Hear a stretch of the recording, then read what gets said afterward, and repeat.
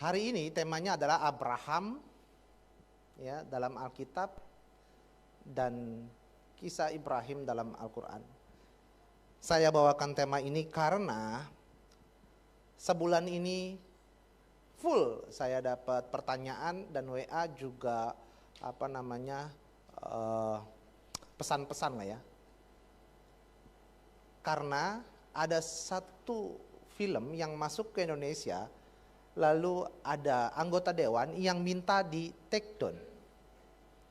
Ya. Filmnya berjudul His Only Son.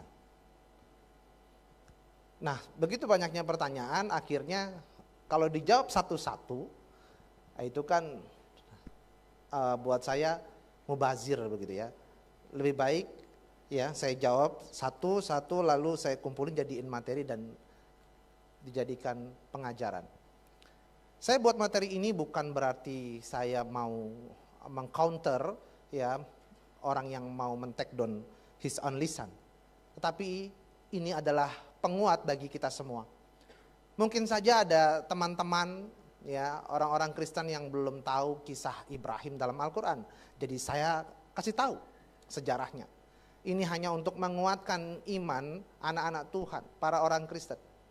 Yang dimana ketika ada masalah yang bersinggungan dengan Kristiani, itu kita nggak usah langsung marah. Ya. Kenapa? Karena kita lihat literaturnya. Ketika mereka marah atau ketika mereka tersinggung karena literaturnya berbeda, ya. Nah, berarti sama dong sama kita kalau kita marah dan tersinggung kalau literaturnya berbeda. Biasa aja kalau saya ya. Sebenarnya ini kan nggak rumit masalahnya. Produsernya orang Kristen. Sutradaranya orang Kristen. Bikin film sesuai literatur Alkitab. Maka yang dikorbankan adalah Ishak. Ini poinnya yang mereka keberatan. Karena tidak sesuai dengan apa yang ada dalam kisah di Islam. Di Islam yang dikorbankan adalah Ismail. Kenapa langsung direaction untuk di take down? Ini kan terlalu berlebihan. Itu hanya film. Di Alkitab semuanya bertentangan tuh. Ya, sama ya pengajaran mereka. Kenapa nggak sekalian aja ya disuruh Alkitab ya di take down, nggak boleh ada. Alkitab beredar di Indonesia karena kita agama yang diakui.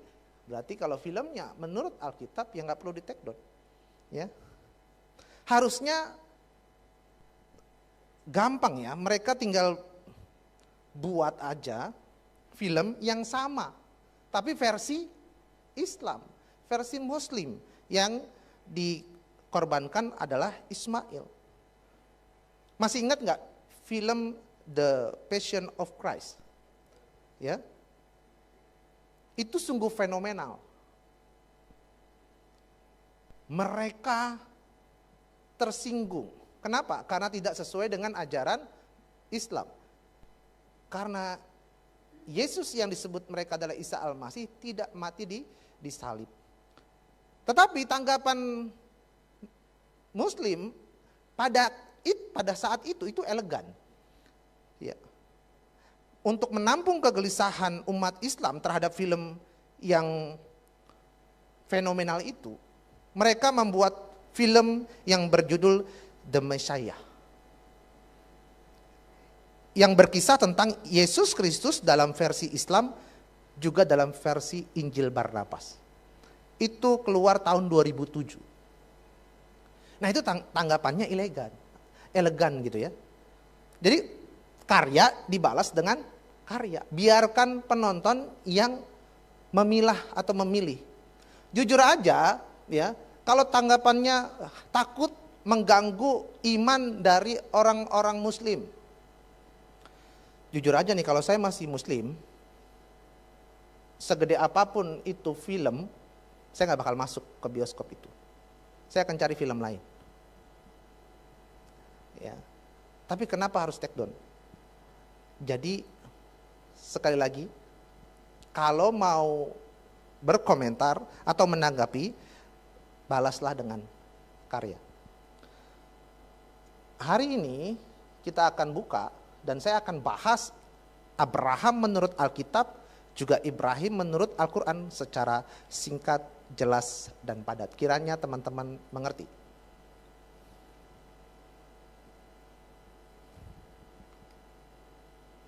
Ya. Nah, apakah Abraham versi Alkitab dengan Ibrahim versi Al-Quran adalah oknum yang sama? Itu pertanyaannya. Bang, sama enggak sih bang? Ya, Abraham versi Alkitab dengan Ibrahim versi Al-Quran. Jika sama, mengapa berbeda dan bertentangan kisah dan faktanya? Nah, saya akan memaparkan perihal atau ikhwal Abraham versi Alkitab dan Ibrahim versi Al-Quran yang hampir ada kemiripan tapi berbeda. Sekali lagi ini hanya untuk menambah wawasan, ya, biar kita sama-sama tahu kisahnya. Dimulai dari makam atau kuburan dari Abraham di dalam Alkitab. Terdapat dalam Kejadian 25 ayat 7 sampai dengan 11. Abraham mencapai umur 175 tahun. Lalu ia meninggal. Ia mati pada waktu telah putih rambutnya, tua dan suntuk umur. Maka ia dikumpulkan kepada kaum leluhurnya. Dan anak-anaknya Ishak dan Ismail menguburkan dia dalam gua Makpela di padang Efron bin Zohar, orang Het itu, padang yang letaknya di sebelah timur Memre, yang telah dibeli Abraham dari Bani Het. Di sanalah terkubur Abraham dan Sarah istrinya. Setelah Abraham mati, Allah memberkati Ishak anaknya itu, dan Ishak diam dekat sumur Lahai. Jadi di sini tertulis Abraham mati, dikuburkan di mana? Di gua Makpela. Ya. Yang menguburkan siapa? Anaknya, Ishak dan berarti Ismail juga anaknya, ya. Jadi saya berpikir kalau literatur mereka mengatakan Ismail, ya kita nggak perlu marah. Saling menghargai. Kita di Indonesia ada yang namanya moderasi beragama. Jadi saling menghargai. Tidak usah langsung bilang take down, take down, take down. Ya, saling menghargai aja.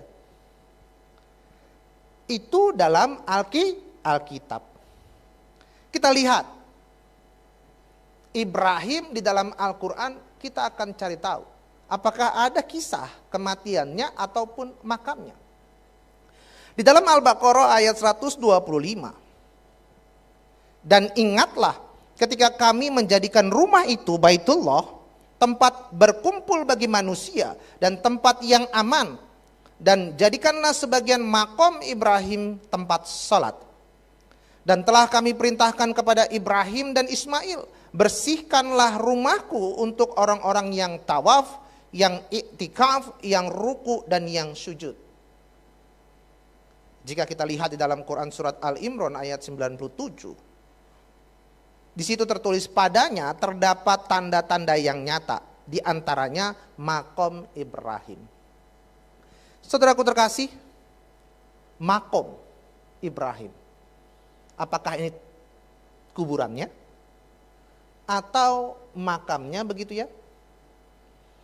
Tapi kebanyakan orang mengatakan, ya, sebagian orang mengatakan bahwa makom tersebut adalah pijakan kaki Ibrahim. Pertanyaannya begini, kapan Ibrahim datang ke Mekah? Dan di mana kuburan Ibrahim sekarang? Saya nggak mau jawab. Yang jawab saudara-saudara sekalian. Silahkan di searching. Saya yang ngasih materi, saya yang kasih pertanyaan, saudara yang menjawab. Jadi kalau misalkan itu makam, maka apakah itu kuburannya? Bukan, itu bukan makam, pijakan. Oke, kalau itu benar pijakan, kapan Ibrahim datang ke Mekah? Udah itu aja. Saya Nggak mau jawab. Saudara yang jawab. Yang di rumah, ya kan, pasti nonton gitu ya, streaming ibadah ini. Nah langsung searching aja, terserah, cari aja. Saya nggak mau jawab. Bang jawab dong bang, jawab. Ya oke deh saya mau jawab. Tapi jawaban saya versi Alkitab. Karena saya sebagai orang Kristen meyakini literatur di dalam Alkitab. Bahkan saya akan buka dalam Taurat. Mari kita lihat catatan sejarah di dalam kitab Taurat. Ya.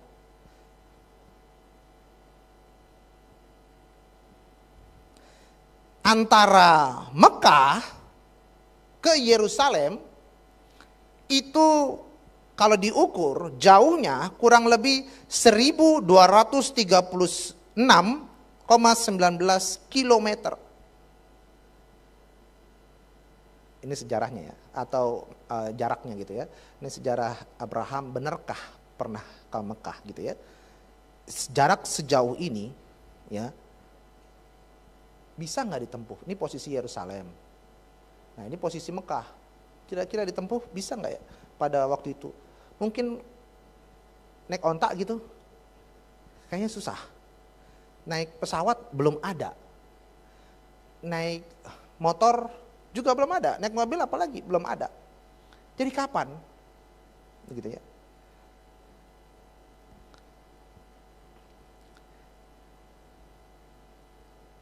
Jadi saya berpikir saya menjawab harus dengan literatur Alkitab. Nanti akan ketahuan. Pernah nggak sih ya ke Mekah? Ini perjalanan Abraham ya dari Ur Kasdim menuju Haran dan lain sebagainya ya. Lalu dia mati di Gua Makpelah. Ya. Dikuburkan di Hebron di Gua Makpelah.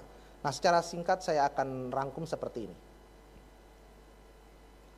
Dia berangkat dari Ur Kasdim, terlihat dalam Kejadian 11 ayat 31 sampai ke Haran dalam Kejadian 11 ayat 31 juga, sampai ke Sikem dalam Kejadian 12 ayatnya ke-6, sampai ke pegunungan sebelah timur Betel dalam Kejadian 12 ayat 8, sampai ke tanah Negeb Kejadian 12 ayat 9, sampai ke Mesir Kejadian 12 ayat 10, kembali ke tanah Negeb Kejadian 13 ayat 1, menuju ke Betel Kejadian 13 ayat 3, pindah ke Memre dekat Hebron, bisa dilihat di Kejadian 13 ayatnya yang pertama. Ibrahim diberkati anaknya Ismail ketika di Kanaan, bisa dilihat di Kejadian 16 ayatnya yang ketiga. Ibrahim ke tanah Negeb Kejadian 20 ayat 1, Ibrahim ke tanah Moria Kejadian 22 ayat 2, Ibrahim pergi dan tinggal di Beersheba, bisa dilihat di Kejadian 22 ayat 19. Nah, Sarah nampaknya tetap tinggal di Hebron. Sarah wafat di Hebron dalam Kejadian 23 ayat 2. Nah, Ibrahim juga dimakamkan di Gua Makpelah di Hebron, Kejadian 25 ayat 9. Tidak pernah ya tertulis menginjakkan kakinya di Mekah. Jadi menurut kitab Taurat, Abraham atau Ibrahim tidak pernah menginjakkan kakinya di tanah Mekah. Lalu makam siapakah yang ada di Mekah? Itu bukan makam bang, itu pijakan. Oke, pijakan kaki siapa yang di Mekah? Saya sedang tidak menekan pihak tertentu, tapi saya bertanya. Ya, saya bertanya. Yang tahu jawabannya silahkan komen ya di kolom komentar.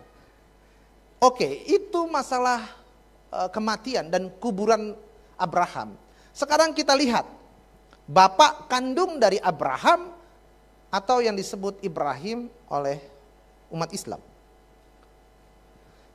Di dalam Kejadian 11 ayat 26, setelah Terah hidup 70 tahun, ia memperanakan Abram, Nahor, dan Haran. Nah, Abraham itu nama baru dari Tuhan.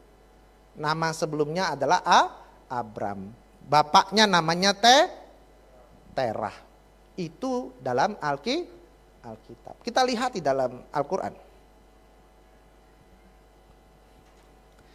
Dalam Quran surat Al-An'am ayat 74. Dan ingatlah di waktu Ibrahim berkata kepada bapaknya, Azar, pantaskah kamu menjadikan berhala-berhala sebagai Tuhan? Sesungguhnya aku melihat kamu dan kaummu dalam kesesatan yang nyata. Jadi bapaknya Ibrahim namanya Azar. Makamnya beda. Bapaknya beda. Ya. Lalu ini yang fenomenal, yang gara-gara ini film His Only Son diminta di take down. Dalam Kejadian 22 ayatnya yang kedua, firman-Nya, ambillah anakmu yang tunggal itu yang engkau kasihi, yakni Ishak. Pergilah ke tanah Moria dan persembahkanlah dia di sana sebagai korban bakaran pada salah satu gunung yang akan kukatakan kepadamu. Ada tertulis namanya Ishak. Jadi kalau produser atau sutradara His Only Son ya membuat film lalu yang dikorbankan namanya Ishak, dan Ishak yang dikorbankan itu ya adalah sudah ada di literatur Alkitab, kira-kira salah apa enggak? Ya karena memang literaturnya Alkitab. Ya. Enggak salah. Mohon maaf nih, mohon maaf. Mohon maaf banget. Kalau seandainya Pak Yosi ya, ketika zaman Abraham dia menjadi anak Abraham. Ya. Jadi Terah memperankan ya Abraham ya. Terus Yosi gitu ya. Sorry ya Pak ya. Sorry. Ya, jangan diambil hati. Terus Tuhan katakan, ambillah anakmu yang tunggal itu yang engkau kasihi, yakni Yosi. Misalkan. Kira-kira yang dibawa Abraham, Ishak atau Ismail?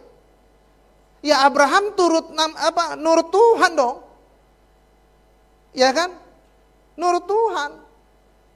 Ini contoh. Jadi Abraham itu hanya menuruti kata Tuhan. Jadi kalau pada saat itu Pak Yosi udah ada, mungkin Pak Yosi fenomenal. Ya, wah, dia yang persembahkan nih ya kan. Tapi sayangnya Pak Yosi tidak sefenomenal itu ya. Nah itu maksud saya. Saya mau katakan Abraham dia hanya menuruti kata Tuhan. Kalau di Alkitab tertulis Ishak dan Tuhan maunya Ishak, nggak bakal bisa diganti. Nah coba ya, kita lihat di dalam Al-Quran. Ya, di dalam Quran surat Asy-Syaffat ayat 100 berbunyi, ya Tuhanku anugerahkanlah kepadaku seorang anak yang termasuk orang-orang yang saleh. Lalu di dalam Quran surat As-Saffat juga ayat 103. Tatkala keduanya telah berserah diri dan Ibrahim membaringkan anaknya atas pelipisnya, nyatalah kesabaran keduanya. Nah, kalau kita baca secara keseluruhan dalam Quran surat As-Saffat ini dalam ayat 99 sampai 107, tidak akan menemukan dan tidak menjelaskan bahwa Ibrahim mengorbankan Ismail. Kosong nama itu. Inilah yang membuat para ahli sejarah Islam bingung dan berbeda pendapat. Siapa yang dikorbankan? Ya, nggak ada. Ya, bingung mereka semua. Siapa yang dikorbankan? Mau bilang Ismail tapi nggak tertulis gitu ya. Mau bilang Ishak nanti kok sama kayak Alkitab. Jadi bingung mereka. Terus jawabannya yang benar yang mana? Kalau saya ditanya, yang dikorbankan adalah hewan saudara. Dua-duanya nggak ada yang mati. Ya, Tuhan ganti dengan domba, kambing atau disebut kibas. Sekarang gini, Coba ya, umat Islam percaya kepada Taurat, Zabur, Injil. Lalu digenapi dengan Al-Quran. Ini dogma Islam ya. Taurat mengisahkan baik makamnya, baik ayahnya, baik yang dikorbankan dan lain sebagainya. Kok bisa-bisanya ya berubah di kitab yang ini gitu ya. Kenapa? Kan di dalam rukun iman yang ketiga ya, mengimani kitab-kitab Allah atau percaya kepada kitab-kitab Allah, yaitu Taurat, Zabur, dan Injil. Seharusnya kalau percaya itu nggak mungkin berubah. Kisahnya itu terus sama. Ya, walaupun penulisnya berbeda. Tapi mengapa kok bisa berbeda kisahnya? Nah, saudara yang menyimpulkan. Lalu kisah Abraham atau Ibrahim dibakar. Ya. Dalam Alkitab tidak ada kisah Abraham dibakar. Siapa yang pernah menemukan kisah Abraham dibakar? Mungkin yang pojok sana atau yang pojok sana. Ada yang pernah menemukan kisah Abraham dibakar? Enggak ada dalam Alkitab. Tapi ada enggak sih kejadian bakar-bakaran begitu ya, pengikut Tuhan gitu ya, dibakar? Ada kisahnya, tapi bukan Abraham. Kisah pembakaran itu hanya ada pada zaman Nabi Daniel. Coba lihat di dalam Daniel pasalnya yang ketiga ayat 19 sampai dengan 26. Maka meluaplah kegeraman Nebukadnezar. Air mukanya berubah terhadap Sadrak, Mesak, dan Abednego. Lalu diperintahkannya supaya perapian itu dibuat 7 kali lebih panas dari yang biasa. Kepada beberapa orang yang sangat kuat dari tentaranya.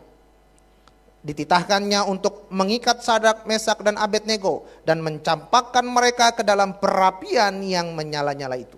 Oh, jadi ada kisahnya. Ya, tapi yang dibakar atau dilemparkan ke perapian adalah Sadrak, Mesak, Abednego.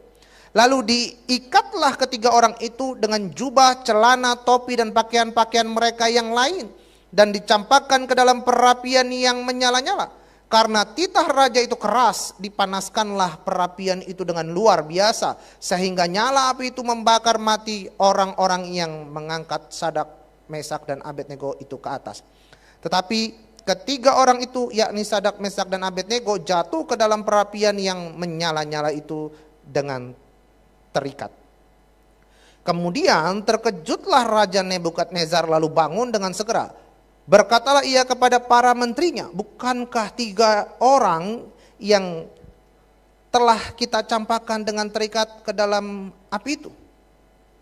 Ya. Jawab mereka kepada raja, benar ya raja, katanya. Tetapi ada 4 orang kulihat berjalan-jalan dengan bebas di tengah-tengah api itu. Mereka tidak terluka, dan yang keempat itu rupanya seperti anak dewa. Lalu Nebukadnezar mendekati pintu perapian yang menyala-nyala itu. Berkatalah ia, Sadrak, Mesak, dan Abednego, hamba-hamba Allah yang maha tinggi, keluarlah dan datanglah kemari. Lalu keluarlah Sadrak, Mesak, dan Abednego dari api itu. Jadi kisah ini kisah tentang Sadrak, Mesak, Abednego yang dibuang ke perapian. Namun ya Nebukadnezar terkejut, kok nggak mati? Malah seperti ada anak dewa yang menyelamatkan. Dipanggillah Sadrak, Mesak, dan Abednego. Nah, di dalam kisah ya di Islam bahwasannya Abraham atau Ibrahim itu dibakar, saudara. Di dalam Quran surat Al-Anbiya ayatnya yang ke-69. Kami berfirman, hai api, menjadi dinginlah dan menjadi keselamatanlah bagi Ibrahim. Ya. Jadi Ibrahim dibakar. Lalu apinya jadi dingin. Ya. Apinya jadi dingin. Kalau di kisah Alkitab kan apinya nggak berubah jadi dingin. Bahkan yang ngangkat Sadrak, Mesak, Abednego juga tentara-tentaranya mati kebakar. Tapi ini apinya jadi dingin. Jadi Ibrahim selamat. Di sini kita bisa lihat apakah benar Abraham berada pada zaman Daniel dan dilempar ke perapian. Contoh ya, misalkan pada masa itu Abraham dibakar. Ya, harusnya kan zaman Daniel tuh, tragedi pembakaran di perapian itu. Abraham dibakar nih.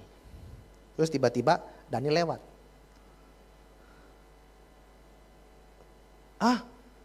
Apakah engkau bapak orang beriman? Bapak para nabi? Abraham.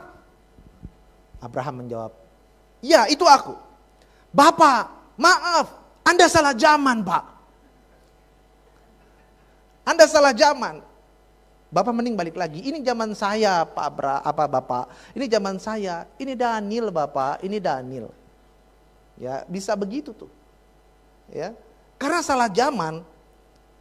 Jadi tidak pernah di dalam Alkitab dikisahkan Abraham dibakar. Nah, ini nggak jauh lebih penting tentang Abraham dihitan atau disunat. Dari semua kisah-kisahnya satu persatu kita runutin ya. Abraham dihitan atau disunat. Kita lihat. Di dalam Kejadian 17 ayat 10 sampai dengan 11. Inilah perjanjianku yang harus kamu pegang, perjanjian antara aku dan kamu serta keturunanmu, yaitu setiap laki-laki di antara kamu harus disunat. Ya, haruslah dikerat kulit khatanmu dan itulah akan menjadi tanda perjanjian antara aku dan kamu. Jadi Ibrahim atau Abraham memang diperintahkan untuk melakukan sunat. Kamu harus disunat menjadi tanda perjanjian antara aku dan kamu. Nah, kita akan coba teliti di mana alat sunatnya. Sejarah dalam Alkitab perihal sunat adalah menggunakan pisau dari batu. Tidak tertulis menggunakan alat lain. Coba kita lihat di dalam Keluaran 4 ayatnya yang ke-25. Lalu Zipora mengambil pisau batu. Dipotongnya kulit khatan anaknya, kemudian disentuhnya dengan kulit itu kaki Musa sambil berkata, sesungguhnya engkau pengantin darah bagiku. Jadi dengan pisau batu, saudara. Bahkan di dalam Yosua pasalnya yang kelima ayatnya yang kedua. Pada waktu itu berfirmanlah Tuhan kepada Yosua, buatlah pisau dari batu dan sunatlah lagi orang Israel itu untuk kedua kalinya. Ya, sunat pakai pisau batu dalam Alkitab. Kita lihat di dalam dogma mereka, ya, kisah di dalam Islam. Ibrahim disunat nggak? Disunat. Ada nggak di Al-Quran? Di Al-Quran itu saya samar-samar mencarinya, tetapi yang jelas karena saya mencari alat potongnya, ya. Nah, dapatlah di dalam hadis riwayat Bukhari juz 7 halaman 143 dari Abu Hurairah bahwasanya Rasulullah Shallallahu Alaihi Wasallam bersabda, Nabi Ibrahim alaihissalam berkhitan setelah berusia 80 tahun dan beliau khitan dengan menggunakan kampak. Di dalam hadis riwayat Muslim juz 4 halaman 1839 juga sama bunyinya. Dari Abu Hurairah ia berkata Rasulullah Shallallahu Alaihi Wasallam bersabda, Nabi Ibrahim alaihissalam berkhitan saat beliau berusia 80 tahun dengan menggunakan kampak. Ya, kita nggak perlu marah dan kita nggak perlu bilang itu salah, itu kan keyakinan mereka. Kita hargai. Dalam riwayat ini Ibrahim diyakini disunat menggunakan kampak. Oke, pertanyaan saya, siapa di sini yang disunat? Angkat tangan. Siapa namanya? Hah? Rendra. Satu doang nih. Jangan tanya saya pasti disunat. Oh, Pak Gembala juga. Saya kalau nanya Pak Gembala segen. Saya tanya Rendra aja ya. Ren, disunat sakit gak Ren? Sakit. Pakai apa dulu sunatnya? Laser. Zaman canggih. Laser. Baru saya mengharapkan jawabannya gunting ke atau alat apa kayak gitu. Laser. Susah dibandingkan gitu dengan alat pisau batu gitu ya. Tapi bayangkan sekarang dunia udah canggih. Pakailah laser. Ini moga-moga Pak Pujo nonton ya di rumah ya. Saya berdoa tadi dapat kabar Pak Pujo sakit, saya berdoa sembuh. Saya WhatsApp tadi ya. Pak Pujo disunat kan? Gimana? Pak Pujo umurnya berapa? Berapa umurnya? 40. 40. Ada 70 ada? 60. Belum sesuai dengan yang diajarkan nih. 80 nih. Saya cuma cari yang usia yang 80 ada nggak di sini? Yang belum sunat tuh saya tawarin sunat pakai kampak. Kira-kira bagus loh, ya. Nggak apa-apa, kan kulitnya udah kelihatan tuh, udah gampang. Ya. Bagaimana tuh rasanya? Jadi saya berpikir begini, apapun yang mereka katakan dan itu diyakini oleh mereka dan selama ada literaturnya, ya kita hargai. Ya. Ini ketawanya nggak berhenti-berhenti tuh. Ya, jangan gitu ya. Memang saat ini kita ketawa waktu merasakan sunat waktu itu sakit, nangis nggak? Nangis nggak Ren? Oh nggak nangis, ya laser sih ya, nggak terasa ya laser. Saya masih dengan gunting, ya si gunting terus dijahit satu persatu. Ya biusnya ini lagi ya kan di area tertentu doang, biusnya habis teriak tuh, gitu ya. Waduh, ya. Nah, kesimpulannya, pisau batu itu lebih tajam loh daripada besi, ya. Nah, kesimpulannya, jika Al-Quran meyakini kebenaran Taurat, maka seharusnya kisah tidak akan berubah. Lantas mengapa berbeda kisah sejarahnya padahal oknumnya sama? Yaitu sama-sama menceritakan orang yang dikasihi Allah, orang yang mendapatkan perintah pengorbanan, dan bapak orang beriman juga bapak para nabi. Yang keempat, sengaja saya kosong titik-titik, saudara yang menyimpulkan dari apa yang saudara telah dengar. Ya, PR buat saudara tuh ya. Karena sebenarnya yang disimpulkan banyak, tapi dari ketiga ini sudah menunjukkan bahwasannya ini sebenarnya menceritakan oknum yang satu, tetapi kenapa kisahnya berbeda. Nah, kesimpulan yang nomor 4, saudara bisa menyimpulkannya dengan terserah saudara. Tapi yang jelas, oknum kalau mau dibilang berbeda, maka ada 2 orang yang kita yakini mendapatkan perintah untuk mengorbankan anaknya. Ya. Apakah benar ada 2 orang? Atau memang oknumnya sama, kisahnya doang beda? Nah, saudara yang jawab deh. Ya, saudara yang jawab. Terus kalau misalkan, maaf nih ya, kalau misalkan ada yang mengatakan antara ya Isa dengan Yesus begitu ya, berbeda gitu ya, maaf. Oknumnya beda itu nggak sama. Karena apa? Karena kisahnya beda. Kita coba tarik kesimpulan seperti Bapak Abraham dengan Ibrahim ini. Berarti ada 2 orang yang lahir dikandung oleh firman Allah. Ada Roh Kudus. Karena di Alkitab jelas, firman telah menjadi manusia. Di Al-Quran jelas, dia Rohullah wa kalimatullah. Dalam Alkitab juga tertulis, ya, dia tidak berdosa, tidak bercacat celah. Al-Quran juga demikian. Alkitab juga demikian. Berarti ada 2 orang yang suci di dunia ini. Benarkah demikian? Kenapa nggak disimpelkan aja? Bahwasannya ya oknumnya sih sama, cuman kisahnya beda. Nah, mau percaya yang mana? Gitu aja. Gitu aja. Karena saya percayanya waktu pertama kali saya bertobat, ya karena Isa Al-Masih. Saya nggak kenal Yesus Kristus dulu. Tapi ketika saya baca Alkitab, saya sadar kisah yang benar adalah dalam Alkitab. Udah titik. Ya. kisah yang benar dalam Alkitab.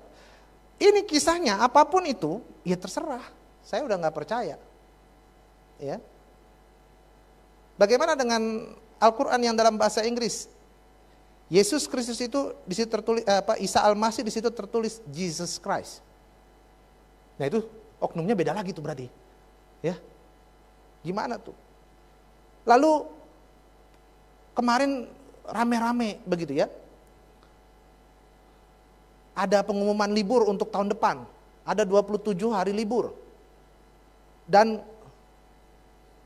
nama Isa Al-Masih mau diganti nama Yesus Kristus. Oh, pada senang, ya. Terus ada yang juga pada marah. Enggak perlu senang amat dan enggak perlu marah-marah amat, itu biasa aja.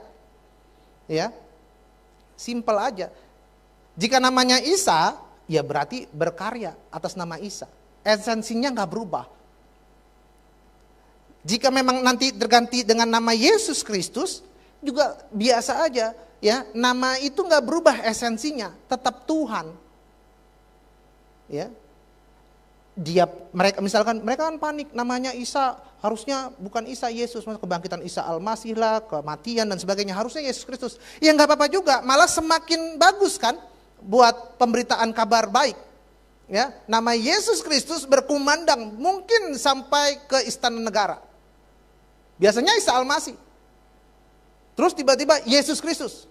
Coba bayangkan para pejabat-pejabat negara mengatakan di mulutnya Yesus Kristus. Iya kan? Bukan anak Tuhan, tapi dia bilang ini hari apa ya? Kok libur ya? Ini kenaikan Yesus Kristus. Nah, muncul. Ambil positifnya. Yang menggunakan pemberitaan kabar baik dalam nama Isa yang bersyukur. Yang nama Yesus lebih bersyukur. Yang terpenting di sini saya mau menyampaikan, esensinya nggak berubah. Mau pakai nama apa, ya Tuhan kita itu bisa menggetarkan. Nah kalau di Sunda Gusti Allah, di Ambon apa? Tete manis. Kuasanya nggak berubah itu, dipanggil apapun. Ya, jadi oknumnya sama, kisahnya beda. Tapi saya sekarang percaya dalam kisah Alkitab, titik, nggak ada lagi. Ya terserah ini mau kisah apa, saya nggak percaya. Tapi oknumnya sama, karena saya nggak percaya ada dua orang yang dilahirkan dari Roh Kudus. Ada dua orang yang suci di dunia. Dan misalkan ada oknum yang berbeda lagi, ingat di Al-Quran begitu banyak kisah-kisah, di Islam begitu banyak kisah-kisah para nabi, di Kristen juga banyak. Emang dikira kisahnya sama, beda semua, dari Adam misalkan. Adam diusir di Firdaus. Menurut Islam, Firdaus di surga. Kristen, memang Adam diusir dari Firdaus. Tapi Firdaus bukan ada di surga, di bumi. Kisahnya udah beda. Ya. Adam menjadi tulang punggung penyembahan ketika itu. Semua diminta bersujud kepada Adam. Di Kristen nggak begitu. Kisahnya beda tuh. Apakah ada dua Adam yang dibuang dari Firdaus ke dunia ini? Kan enggak, satu.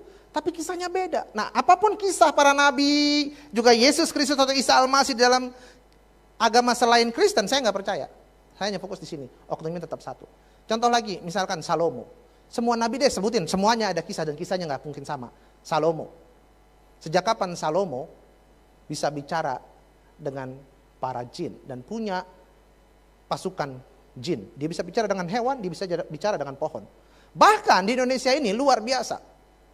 Candi, saya mau nyebutin nanti disangkanya iklan. Ya. Borobudur, peninggalan Nabi Sulaiman. Wah, hebat kan?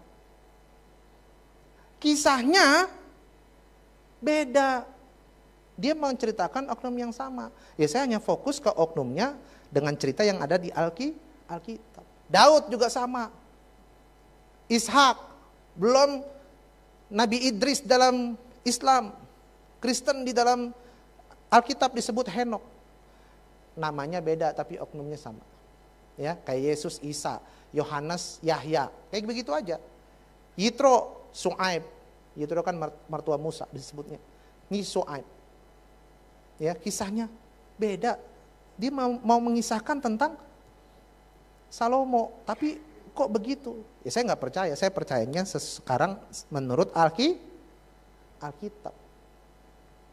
Mau percaya Alkitab atau percaya yang lain?